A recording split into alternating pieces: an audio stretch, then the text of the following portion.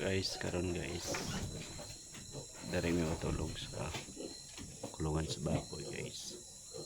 Kaya among anay nanganak naman ko ana 21 na kaadlaw, 19 guys kaadlaw. Ang isa 21 kaadlaw na ikan sa pag-anak, ang isa 19. Nga dari mi karon matulog sa baboyan guys.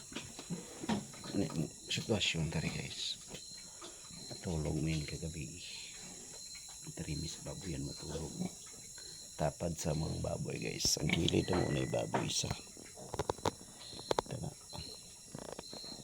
dito po dito may baboy ito guys. Dari mi mga tulog kada gabi.